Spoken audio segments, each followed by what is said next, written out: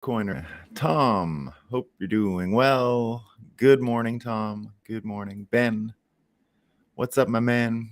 Good morning, cowboys and cowgirls. I'm ready for the bull ride. We love it. We love it. We got a bull ride today. Good morning. Good morning, Double B. Nick Tabs. What's up, my man? Good morning, good people of Bitcoin. Tommy, what's up, my man? F the time thieves. Indeed, we're going to F them today. We're going to talk all about them. Just say no to the author of Fear. We got a lot of fear talk today. Bon matin à tous. Good morning, Bitcoiners. Where do I sats? Indeed. He's let us know the weather in this part of the world. We'll talk about weather too. Good morning, all. Back in Montreal. Sun's up, but rain is persistent. Is it ever? And we got a morning from Texas. I do not think we're going to get our regular good mornings from Florida this morning. It looks like Idalia, the hurricane, is going to do some damage over there. We have a storm surge of like 11 or 12 feet or something like that on the Gulf Coast of Florida. So really bad.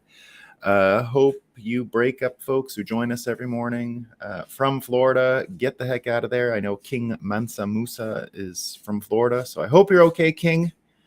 Don't get stuck in that rain. It looks awful. All right, let's acknowledge we don't have a hurricane here in Vermont, but it is overcast again. But I'm telling you, that sun is behind those clouds. It's plenty bright here. Bitcoin running no problem. We had a great day in Bitcoin yesterday. All that's left for us to do is have a coffee and talk about what's new. All right. So let's get some Moscow time going here. Let's get some Moscow time. We love it. All right. CNN, you guys all know this thing about how they hate gay people in Africa. They're always talking about that, right? Oh, they're so homophobic in Africa. They hate gay people. CNN, right, telling us this morning, 2 men in Uganda are facing separate charges for aggravated homosexuality, an offense punishable by death under the country's controversial new anti-gay laws. So, whoa, CNN, this looks bad. This looks exactly like what people say, that the African people hate gay people and they have anti-gay laws and they're going to kill them. Okay, well, what do these guys do? Let's just add a little context, all right? So aggravated homosexuality in Uganda, right, is same-sex incest, same-sex rape, spreading HIV through same-sex relations, same-sex intercourse with minors, or other vulnerable groups like the elderly, disabled, or mentally ill. And these 2 men, one of them was had raped a minor, homosexually raped a minor, and the other one was a handicapped person. So, you can either go with CNN and be worried about the outcome of these people, or you can not care. I'm in the not care group. But if that's not enough, right, you get travel warnings all the time, right? So, there's already plenty of travel warnings for homosexuals going to Uganda. Now, we are very pro LGBTQ plus here, right? But in Canada, I just found out that not only is it not LGBTQ plus anymore, it changed. They're getting the benefit of Canada giving a travel warning for LGBTQ plus people traveling to the United States. So if you go to the United States, officially now, Canada has a travel warning, right? So it's all over the news. The BBC, Canada warns LGBT travelers of U.S. risks. But hold on, Canada warned the 2 SLGBTQI, I think, plus, could be an L. No, it's an I, plus. We all know what the plus means, right? The plus is great, right? The plus, they just throw the plus in there now, right? Anything, whatever. So as we think in a Bitcoin standard, adults are free to do as they choose, right? Well, I'm there. That's where I'm at. We love everybody. However, the travel warnings, are creating a situation. So, but that's not enough, right? Canada has another amazing headline today, right? So Canada with the travel warning, right? Be careful. Okay, don't go to the United States. But in the other direction, right? If you go to a Canadian hospital, right, and you're having suicidal thoughts, guess what? They got an idea for you, right? Here it is, headline: Canadian hospital offers assisted suicide to woman seeking help for suicidal thoughts. That's a headline. You can't write them better than that. You can't. So that's, Canada. I've made the argument many times, dumbest place in the world, filled with the stupidest people. The people who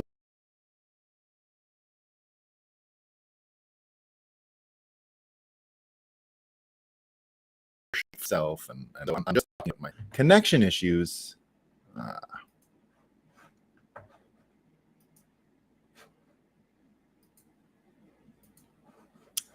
It's the stupid cloud coverage. Let me know how it's going. And please let me know, anyone, if the Rumble thing worked. I just reduced the frame rate again. So there we go. Hopefully it works. I gotta figure this out. I don't know. The Starlink usually works well. I don't know what's up. But anyway, all right, team. So, oh yeah, and we got to go a little shorter today because I'll be talking with Jimmy Song on Twitter Spaces at the top of the hour. All right. So there you go. Moscow time 3:07. So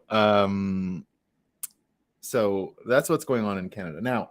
The thing about Canada is that, and I've said it a few times, right, is that because it sits on top of America, right, sometimes the shit from Canada rolls down, right? It rolls down, and usually I've noticed it can land in New England, right, where I live. Like, you can get a lot of the shit from Canada that just comes over the edges and sort of rolls down New England. You get a bit of it in New England, right?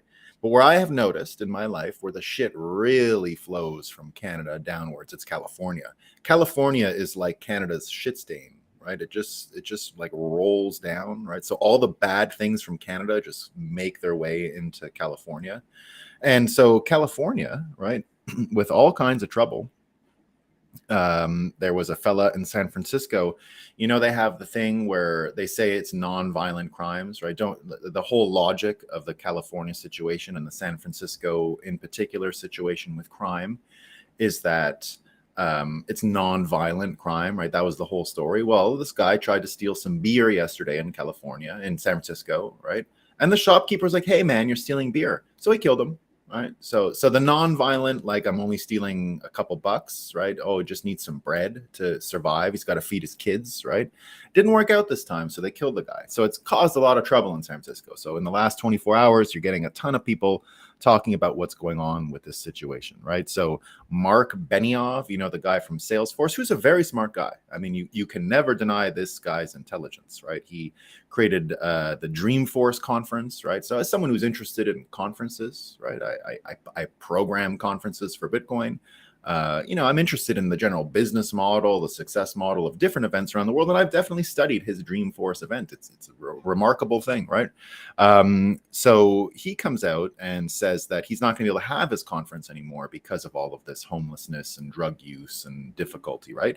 Now, some people are reminding him, right? Some people like Mike Solana are saying, Benioff, Mark, hey, Mark, you asked for this, right? So he said 5 years ago, Benioff said, when it comes to Proposition C, you're either for the homeless or you're for yourself, right? This was a tax that they passed in California that was supposed to eliminate the homelessness problem. It's supposed to be gone, right? They got more money. They did another tax, right? So if you were afraid of the homelessness problem, it was solved. They already got the money. They did it. But what happened?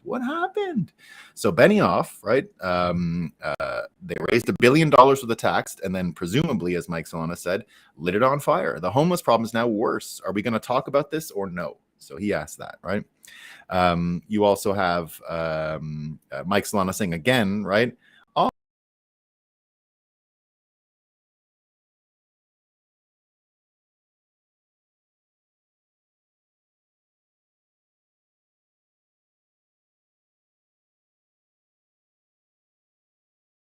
Again, really having this with the internet. Is anything working out there?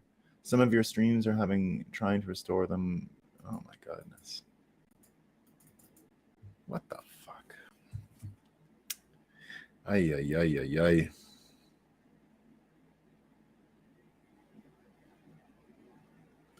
Let me see what's going on with this stupid thing.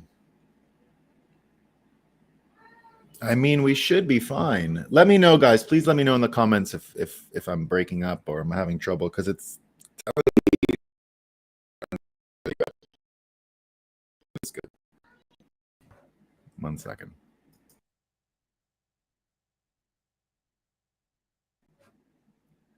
All right, just please let me know if things are coming through, because I'm not getting any feedback here from you guys. So I've had a few warnings about connections and stuff like that. Anyway, here's one thing Mike Solana said about, oh, Mansa Musa are in the house. Glad you're okay. Glad you're okay, man. Glad you're okay. Random freeze, yeah. Did it fix? And please, someone let me know about about what's going on over on Rumble, because that thing's been stupid all week. All right, so this is one I forgot to mention this. This is Mike Solana talking about the Canada travel thing, and he says that Trudeau is using a feminine negging strategy. She's negging him, right? The way hot girls tease you when they think you're cute. There's no reason to read this as offensive. Canada simply wants us to invade. It's pretty good. It's pretty good. So you get all this trouble in California now, right? We've got the situation with the violence and the homelessness and starting to really boil over, right? But you love your show, but you are freezing up often. Yeah, I might call it quits if this continues. Thanks for the tip, David. Don't know why this is happening. I have a hard wire in. The speeds are coming in strong. I just can't explain it. I just can't explain it. Okay, so here's the trouble, though. We get all this stuff in California, and then indeed, Gavin Newsom, the governor of California, YouTube seems fine. Keep going. Yeah, I'm not going to stop. I'm not going to stop, Tommy. I'll keep going. I'll keep going, Tommy. So Gavin Newsom comes out and makes an X or a post or whatever you call it. And he says on homelessness, because Elon Musk was talking about it. So he comes out and tags Elon Musk in a tweet. And he says, on homelessness, Elon Musk has touched on a key issue. California has made record investments, $15.3 billion. But federal courts block local efforts to clear street encampments, even when housing and services are offered. Courts must also be held accountable. Enough is enough, right? So Elon Musk says, absolutely. So Elon Musk agrees with him. Ian Miles Chong says Newsom is correct. Federal courts sided with ACLU to stop cities from removing homeless camps, violation of their Fifth Amendment rights, apparently. Can't check Rumble in this part of free Europe. Okay, good. Thank you, Hassan. Thank you, Hassan. Thank you. Yeah. I guess you guys are not allowed. I know Canada's got the Rumble. That's why I think sometimes I've had the Rumble trouble in Canada for whatever reason. I can't quite explain it. But anyway, here we are. So Newsom jumping into a hot button issue, jumping on top of it, getting sort of ahead and framing some of the issue, making it about the courts, making it about other things, and obviously not taking any responsibility, right? So that's got all kinds of people now talking about the Gavin Newsom pivot to presidency, right? Because he's, being strategic, jumping onto issues. Cernovich here says, still think I was joking, right? So this is Cernovich talking about what's going on with Gavin Newsom. He's going to run. All the Biden stuff known for years is being reported on now by the regime Pravda to clear the path. So what Cernovich is saying here is that you're seeing Biden enter hostile media territory, the same media that will only talk about the ice cream, even though crazy things are going on, is going to turn on him and destroy him and put Newsom in. So I've said that for a long time. I've been saying that Biden is finished. There's no way they're running with this horse again. They got to get it out, and they're going to go with this other guy. Now, you can start to see the trend when you see this fella, Gavin Newsom, coming in like this and making these statements. But it's not that simple. Miranda Devine has a breakdown of why it's difficult. So she says, Democrats have and this is what she calls it. It's awesome, right? You got to follow Miranda Devine. She's a very good legal mind. She does sometimes fall for hoaxes, but puts attention on hoaxes, and then just sort of reports the news. So there's nothing wrong with that. So I don't want to make it sound like she falls for hoaxes. But anyway, here's what she says. Democrats have a Weekend at Bernie's style double dilemma. right? So they're talking about here, Dianne Feinstein has to be kept in place so that Adam Schiff can inherit her seat next election, right? So Dianne Feinstein is that 90-year-old senator who was also formerly the mayor of San Francisco. So funny enough that we have two switcheroo California people who were once the mayors of San Francisco. So both Gavin Newsom and Dianne Feinstein were mayors in San Francisco. And Dianne Feinstein made the pivot to Senate after whatever she did in that career. She's 90 years old now. She's been around since the 1960s. There's pictures of her with like Kennedy and all of these people, right? And the other day she actually voted. No kidding. No kidding. She was voting on military appropriations, like how much to get.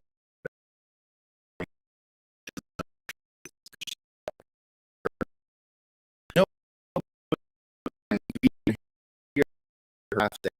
right? Hear it, the hot mic picks it up, right? Vote yes.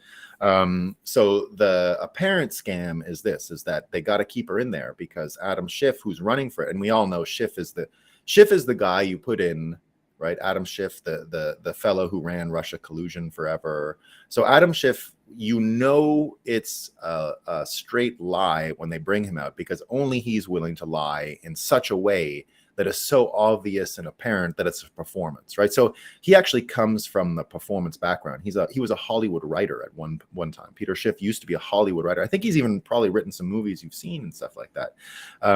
But this like Hollywood writer piece, this fictional way that he's approached everything, more or less means he's one of the last people that is willing to lie so bald-faced.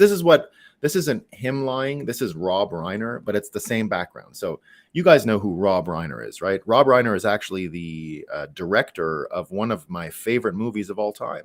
Rob Reiner directed Stand By Me, which is based on a book written by Stephen King, and the book is called The Body, and it turned into a movie called Stand By Me, which is actually one of the greatest movies you'll ever see, right? I always recommend that movie.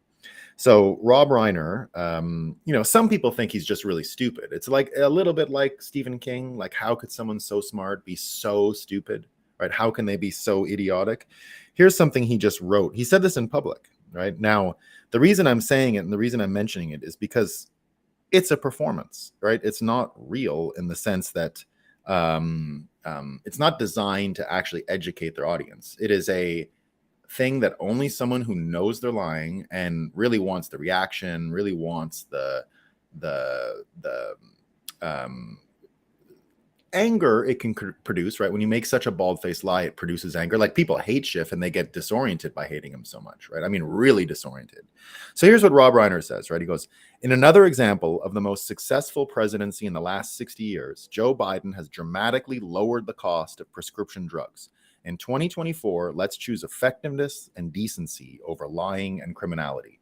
Now, doesn't that make your head explode? Doesn't it just make you go, you're so stupid, right? And of course, he is so stupid, right? He is so stupid. But at the same time, he is someone who I think knows what he's doing and is being deliberately manipulative.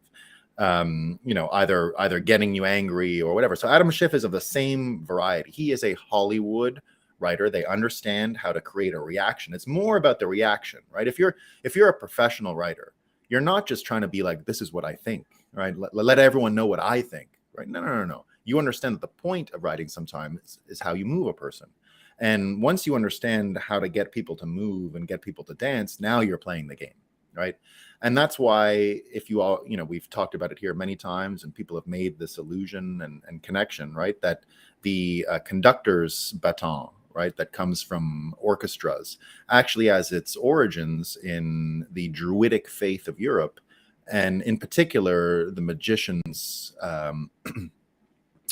wand, right? So the magician's wand is the conductor's baton. They're the same thing. And in the old Druidic thing, it really was dance when I play and do this when I do that and follow my lead. And so that's why, and if you didn't know, if you watch Harry Potter, you'll see the history of the magic wands already there, and they talk about what the magic wands are made of, and of course they're made of holly wood, the wood from the holly tree, and that's why you have Hollywood, right? Now, it is not missed by me, right? And I've mentioned it a few times that indeed, with all this craziness going on, I still feel like Americans' mental health is getting better every day, right? More or less since Twitter became an actual open forum to talk about things where you weren't getting gaslit all the time, or we could have a space and people like us could get together in the morning and not worry about what crazy things we're going to talk about. Are we going to get censored today? Are they going to take us off the internet? I mean, a lot of those risks are still there, but it looks like we've all looked over to our sides and see more people willing to go towards the battle line, and we feel a little more strength in numbers and way less fear confronting this thing.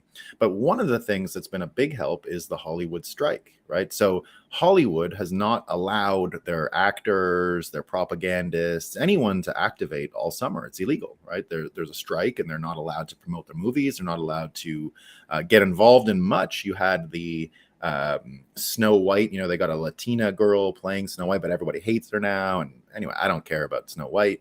But yesterday she was wearing a t-shirt and it was upside down and it said, "I've cried all my tears," because everyone's being mean to her online because she's made fun of Snow White but said she loved it, and she's been caught lying, and they made montage videos of her lying, and so everybody's hating on her.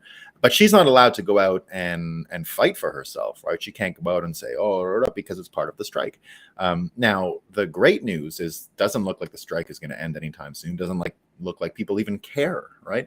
And what it does do is it opens up the market for new ideas and new forms of entertainment, which is why I've said these reaction videos are going to really catch on, right? But not only that, without and then just think of the business trouble. So Disney itself, their financial engineer. Listen to what's going on inside of Disney, right? So the financial engineers that actually run Disney because of the stock price, right? They're just caught in the fiat loop like everybody else, right? They want returns on investment of the stockholders, right? So so what they do is they've pushed Disney, right? The company, the corporate entity that makes movies, Disney Studios. They own Star Wars, that ruined it, right? I tried to watch the new Star Wars show last night. Unbelievably bad, so boring and stupid, right? I can't even believe I'd watch it, right? So the Hollywood thing with Disney has caused a situation where, because the movies are losing money, the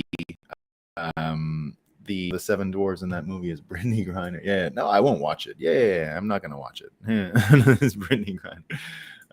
So the dude, don't even watch it. No, I won't. I mean, I had to see it. I had to just see how bad it was. It's unreal. So now this is what's actually happening at Disney.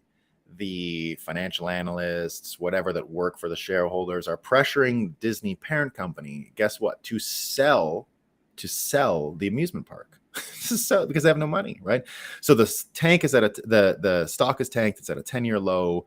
They're canceling shows that they've already filmed but haven't released because they know they're not going to work. And we'll see how many more assets they sell, but it looks like their streaming service isn't working, right? It looks like none of that stuff is going. So Disney in big trouble. And the way I see it is, if you think of California and you think of the trouble that's coming out of there, because again, go back to what Miranda Vine said. I'll finish her. Feinstein has to be kept in place so that Adam Schiff inherits her seat next election. If she leaves early due to poor health, Schiff misses out. Because what will happen then is you'll put sort of an interim person in. He can't do that because they lose he's got a seat in the House, right? Schiff has a seat in the House. They need that seat in the House. He doesn't have power anymore, but one vote, because of the way the House is divided. And because the Republicans have such a small minority, they need every single Democrat vote on the House in order to get anything done. So he can't leave. Right. And what'll happen is, if she leaves now, they have to put an interim person in, and that interim person will have sort of a following and whatever, and you'll have to primary them and get them out. Not easy. Right. So here's what she continues to say. Similarly, Joe Biden needs to stay in place long enough to ensure the unelectable Kamala Harris can't take his place. The swap out for one of the jostling young Turks will be a finely calculated operation, likely at or after October 2024. DNC convention 1 month after the GOP's. So sorry, August 2024, 1 month after the GOP's, right? But here's what she says. This is a high-risk strategy on both fronts, aimed at keeping an alien octogenarian and an alien nonagenarian. So octogenarian, if you didn't know, is an 80-year-old. A non-Nigerian, like a septuagenarian, is a 70-year-old, right? A non-Nigerian is a 90-year-old. Centenarian, I think, is a 100-year-old. So this is very visual writing, so I want to read it correctly, right? And I like the visual writing. This is a high-risk strategy on both fronts, aimed at keeping an alien octogenarian and an alien nonagenarian somehow upright and relying on a complicit media not to report the obvious. But the party that just won a Senate race with a brain-damaged candidate who could barely speak obviously thinks it can pull it off, right? Again, we love Fetterman. We love Fetterman, but it's true, right? What I said with Fetterman from the start is, whoa, if this is possible, what else? We could make him president, right? So again, I think the move would be a little easier that way. But here's what I'm seeing, right? Here's what I'm seeing. I'm seeing it in many ways, that the ability for, and remember what she says, right? That the complicit media not to report, the media must be complicit for this to work. Right? If they're not complicit or effective, it's not even just complicit, they have to be effective, right? But what I see with the whole,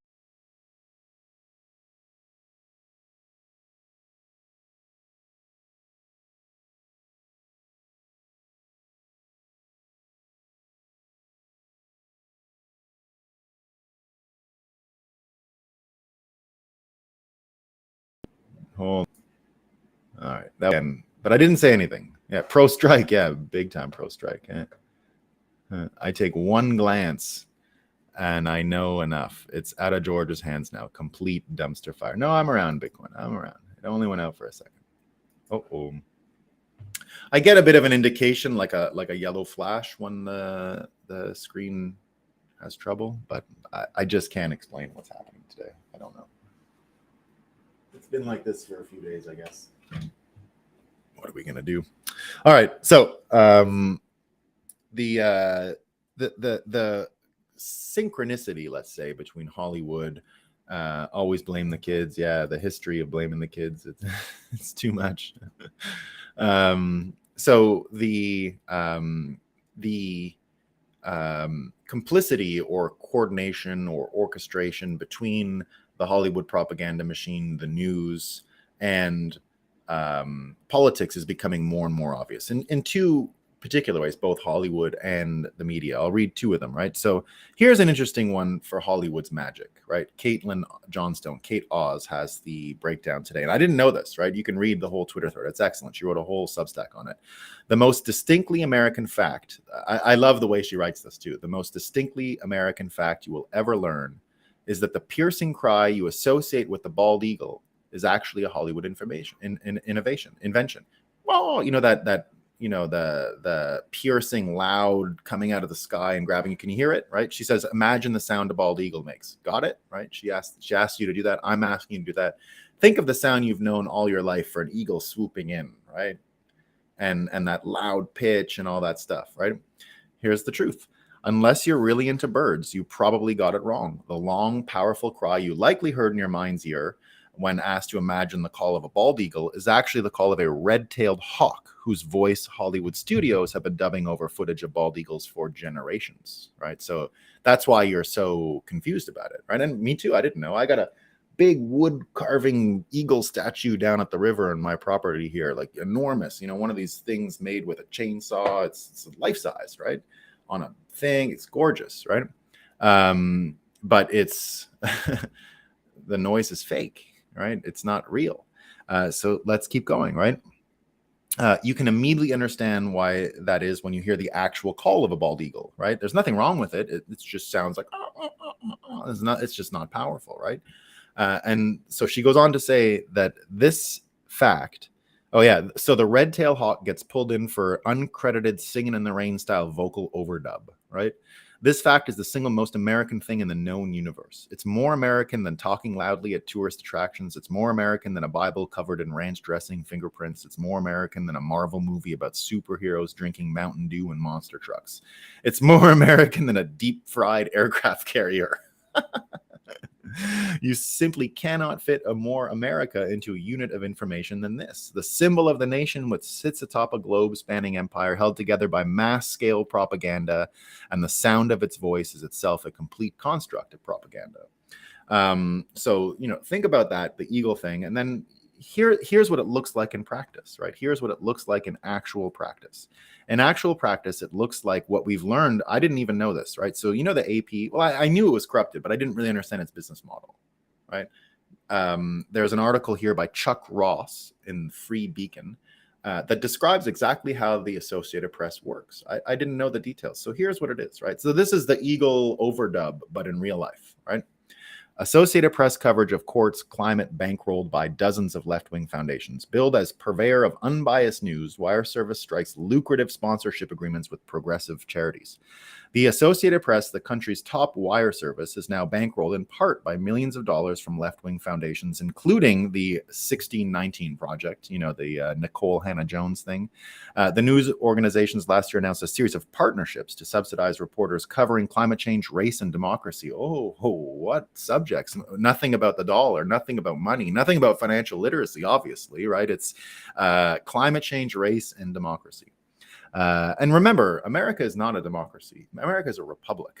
It's not a democracy. The founding fathers hated democracy. It's stupid, right? A republic with courts that can do things and some form of a slow process system that isn't the tyranny of the majority, right? America is not a democracy, and never has been. It's always been a republic. Some people say republics are forms of democracy. I don't know if that's true. That's like arguing over definitions of words and semantics. It doesn't matter, right? The process is lots of stuff in a republic are not democratic, and everybody loves it, right? So, well, people who know what republics are. So the partnerships they announced, and the donor base ended up getting a review, which is what this article is, that the vast majority are left-wing political causes, and while none of the supporters have any conservative initiatives. The 1619 Project, for example, teamed up with Steven Spielberg's Hearthland Foundation, for example, for more inclusive storytelling. You've got another one here, the Charles Stewart Mott Association. Spent $500,000 for the Democracy Journalism Initiative. The foundation recently blasted the Supreme Court's decision to overturn affirmative action, saying that it impedes on colleges and universities. You can go on. There's just a whole long list of these things, right? So that's what the Eagle dubbing looks like in practice, right? It looks exactly like this. It looks like a bunch of left-wing philanthropic things dump a bunch of money into a news service that is supposed to be unbiased, yet the inputs are all garbage. So it's going to be garbage out, right? Garbage in, garbage out. So that's what we get. But the good news is the ability of these things to perpetuate is getting lost. The ability of, for example, news wires, Hollywood is all failing. What's it failing to? Well, I've got a few answers, but I've often said Bitcoin events, right? Now, I know we don't have such huge numbers, but here's one thing you got to think of, right? That kid yesterday that went totally viral, the kid with the Gadsden flag, right? The "Don't Tread on Me" snake that I often have written here. Now, if you haven't seen it, you got to go watch it, right? There's a few instances you got to see. So, but the main one is when he's with his mother getting interviewed by the school, by his teacher. Now, the teacher tries to tell him that the Gadsden flag is a sign of the slave trade and that the school said it's banned and the kid can't come to school. Right. So she's smiling and trying to say no. And he's disagreeing with her. And people have been sharing the screenshots. The screenshot is everything you need to know about the world we're in. You see a very angry teacher who's being exposed for being stupid. And the kid with just a shit-eating grin because he knows he's right. Right. Now, what's gone viral in the past 24 hours as well is that they've shown him with his backpack with all of his patches on them, and the Gadsden flag being one of them. He's also got a Bear Arms and Bitcoin patch, a show I produced. So Guns and Bitcoin, I produced it a few years ago. It was neat for me to see some, I had a very small role, but I helped to see one of my creations, on the coincidence, but I thought it sort of told a picture of where we're headed. And it's not just that the kids are doing this. It's not just that that we're learning more about the machine, right? We're also learning that the stupidity that is required for the fear to operate, right? Because there's only one way to break the fear motivation and the fear as a priority for decision making, and it's sometimes sex, right? But not even really. Mostly fear will be the number one thing that drives people. But what to be afraid about, right? What to be afraid about. That's why the system works so well. They continue to put this propaganda coordination machine ends up being able to put the things that you should be afraid of right in front of you, right? And it can all be summarized, right? It's the same trick that's been around forever. Francis Pouliot had a great post about it today, and he said the following. He says, "Give your money to the priests and sacrifice the young to appease the gods and be protected from bad weather and plagues. Is this the oldest confidence trick of all time? The masses still fall for it after tens of thousands of years." And indeed, that is kind of what you're seeing, right? You're seeing the masses fall for the exact same thing they've fallen for years. And it's here again, right? It's here again. But the ability for them to keep this thing going, the ability for this trap for fear, in the end, can only go as long as you're not making the environment that you're selling them more dangerous than the alternative, right? So in so many ways, California is becoming more dangerous than the alternative. In many ways, America is becoming more dangerous than the alternative, right? The cities are just going downhill so fast, so quickly. And I think they have to hit rock bottom, right? There is a way to understand people living in these cities these days in the United States as sort of addicts, right? Them themselves addicts to the city life and the energy and everything that's going on in a city. And just being able to not mind all the trouble and not mind the poverty and the homelessness and the filth and the violence and all of these things. But how much longer can it last, right? It looks like it's not. It looks like it can't go on much longer, right? You've got ESG, which was a major way to financialize everything that had to do with prioritizing these fears of give me your money so that the plagues and the environment will be better. But what's happening now is, even BlackRock is giving up, right? You see, it's only a matter of time until the ESG movement will rest in peace, right? Here's one. The company stated emphatically that the ESG movement has gone too far and BlackRock will be part of the solution to prevent its excesses from destroying the US economy. So you're even getting BlackRock now, who, again, according to the way I predict things going, is they're simply not going to go on any longer. Right?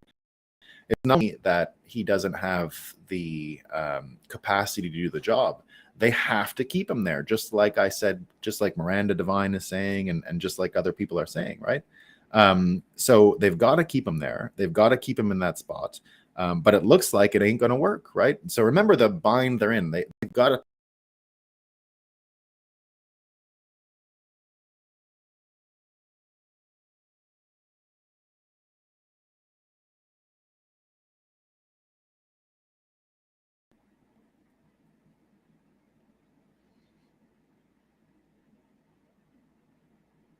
All right, should be back.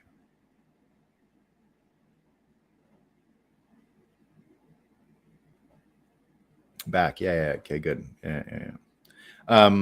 So Newsmax host Greg Kelly claims an audio tape containing incontrovertible evidence of Joe Biden's corruption exists and will be released to the public in the coming weeks. Big if true, right? We can hear you. Yeah, good. Kelly claimed the audio tape is so explosive that it will force President Biden to drop out of the 2024 race. I am told by people in the know that there is incontrovertible evidence of Joe Biden's corruption that is about to be made public. Now, they can definitely say AI, right? You're going to hear that. Oh, it's not real.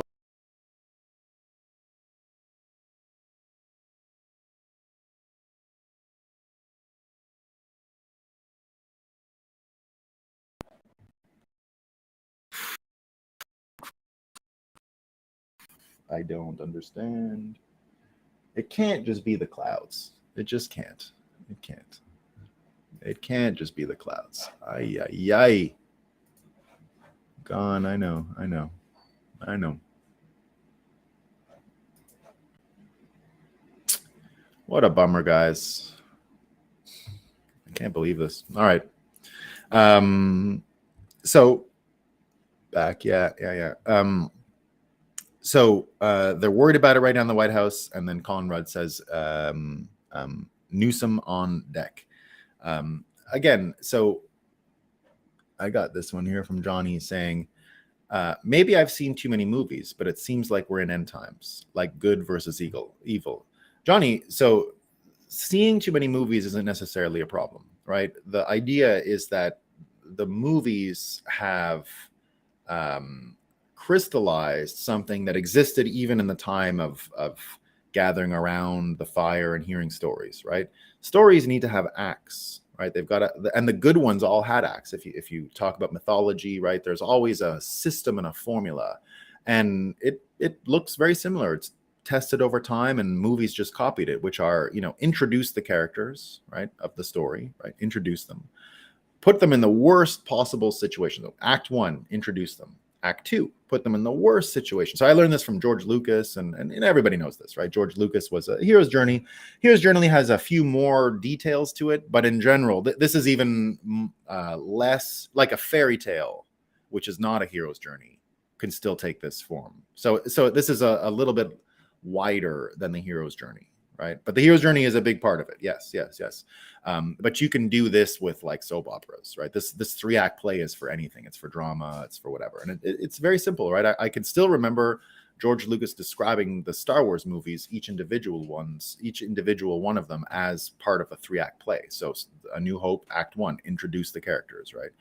Empire Strikes Back, Act 2, right? They're in the worst possible situation. How do they get out of it, right? Oh my God, just when you think right? And then you get Act 3. Act 3 is always just how to get out of trouble, right? So Return of the Jedi being like how they got out of trouble, right? So the movie started again with them still in that terrible trouble they'd been in Empire Strikes Back. That's why a lot of the second act end in a tough time. So what I see for the second act, which is really, I mean, I think in some ways the Trump story and everything Trump is doing and everything Trump has been through is a big part of the frame here. So you can, I think he's one of the main characters in this story, right? And I do think it is a good versus evil. I mean, that's one way to put it. But what's the third act for Trump, right? The third act for Trump, I think, looks a little bit like what. Did you hear what he said? Have you heard his quote? Again,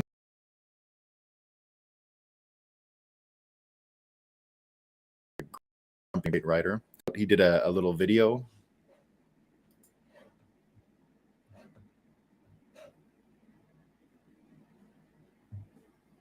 So he did a video, right? And he goes, Biden is a mental catastrophe that is leading our country to hell. We'll end up in World War III because of this man. You got to remember how funny he is, right? Like a mental catastrophe. A mental catastrophe. It's very good stuff, right? Very, very good stuff. So look, we're in a long cycle of worshiping fear. As Francis Pouliot said, it goes back thousands of years, but it ebbs and flows, and there are ways out. And nevertheless, it's like with COVID, right? Fear dominated every decision people made.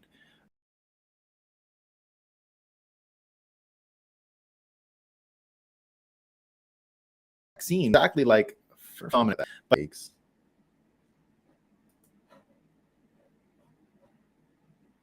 I just can't explain why this thing isn't working. All right, I gotta go soon. It's just too distracting. I don't understand. So the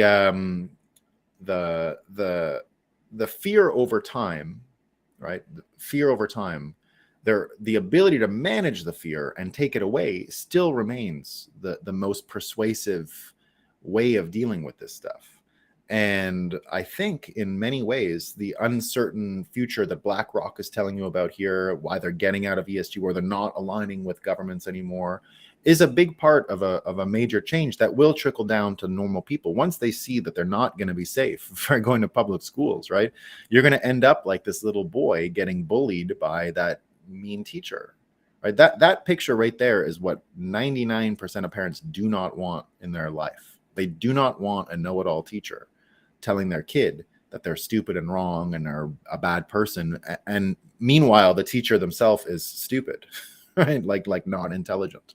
So fear will continue to help motivate people, will continue to be the main motivator. That's not going to change. But now it's going to be fear of the mismanagement of everything, the incompetence, right? That is going to take over as the number one motivating fear, which will lead people to not want to give them power anymore. We're getting burned by having given them power over a generation, and people will realize, and I think it's happening all around us, without the absolute ironclad coordination of Hollywood, the media, and the political system, it doesn't work. It just doesn't work. The thing falls apart. Now, there are enough stupid people that they could probably drag it on. Look, they're still, how many, look at how good they are. They have still convinced people January 6th was an insurrection. That's washing. Hard to do, right? Like we've never seen them this good before, but they have to be. If they're not this good, it's not going to work. And I don't think they get too many more kicks at it unless they do the actual physical beat people down, which they could probably do now, right? Like that's always the worry. I was writing more notes to my 21 rules for Bitcoiners to manage their NPCs stuff yesterday. And one of the things, like, NPCs are pleasant enough, but they'll kill you without thinking. If they get the order, it can happen quick, right? Like really quick. So,